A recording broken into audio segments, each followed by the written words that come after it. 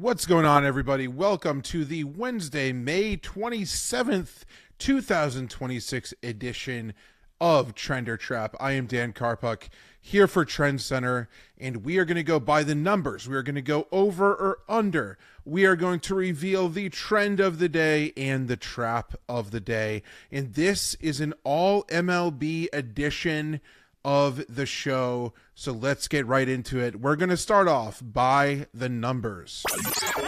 Here is the TrendsCenter trend. Since August 30th, 2016, the Yankees have gone 13-3 straight up.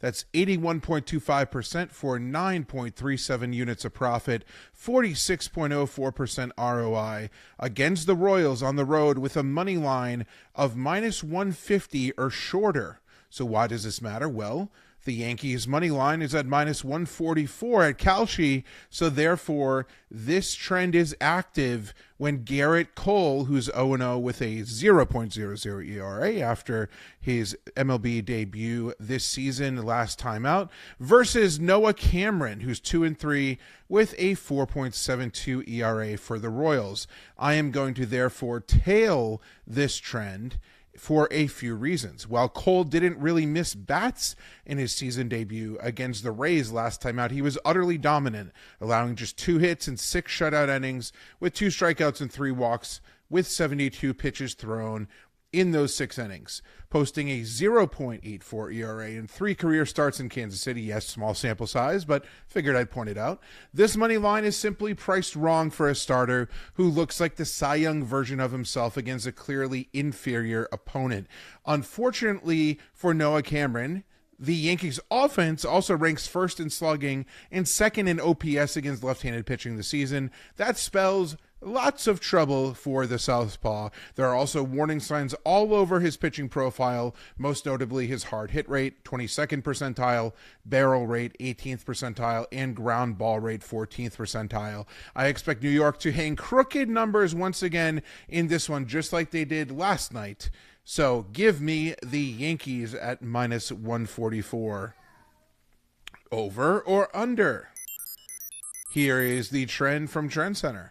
Since August 9th, 2025, the under has gone 7-1. That's 87.5% for 5.9 units of profit, 67.05% ROI, with Jacob deGrom pitching for the Rangers at home.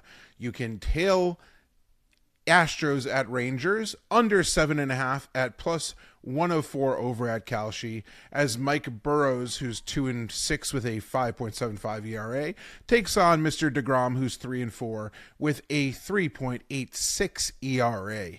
After getting no hit on Monday night, the Rangers put up 8 runs in the first inning on Tuesday night. Of course, right? That's baseball. Pretty weird. Anyhow, let's not ignore how terrible this Texas offense has been at the plate on their home field. They've actually been the worst in the entire MLB at under 3 runs a game this season. Therefore, it'll take some holding your nose, yes, backing this Astros pitching staff, especially their bullpen, which is god-awful, the worst in the majors. But Mike Burrows, yes, his 5.75 ERA is disgusting, but he has a 4.11 xERA. Therefore, he's been a little bit unlucky. We just need him to be serviceable in this one. Meanwhile, Jacob deGrom's splits have been pretty wild so far. He's pitched to a 6.00 ERA on the road, but an elite 1.14 ERA at home, including a 7-inning, 3-hit, 10-strikeout shutout gem against the Cubs in his last outing at Globe Life.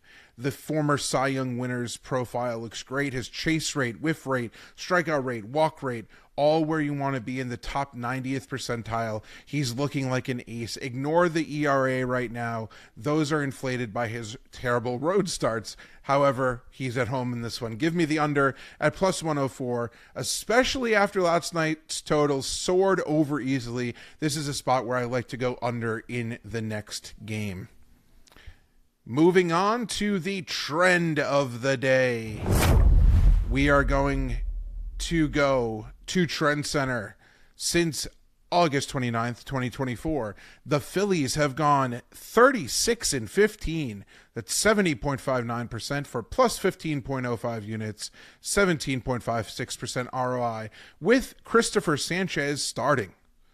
Well, Mr. Sanchez is 5-2 with a 1.62 ERA. He's going to start versus Walker Buehler, who's 3-2 with a 5.05 ERA, as the Phillies head to San Diego to take on the Padres. Well, they're already there. They're not heading there, but you know what I mean.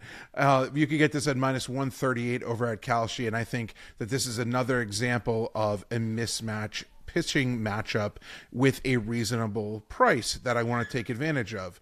Through 3 starts in May, Sanchez hasn't allowed a single earned run spanning 32 innings. In that span, he's recorded 36 strikeouts compared to just 3 walks and has allowed only 19 hits. Dating back even further, his scoreless streak is now up to 37 2/3 innings, which is pretty wild in today's day and age. Firmly in the NL Cy Young race, I'd actually list him at the top, but Sanchez has been a stable force of quality pitching for years now, as the trend above proves. The Padres have hit an MLB low 5 home runs against lefties this season and own the 3rd worst average, 2nd worst on base percentage, 3rd worst slugging percentage, 2nd worst OPS against that handedness. Therefore, he has a great chance to keep that dominance rolling in this one.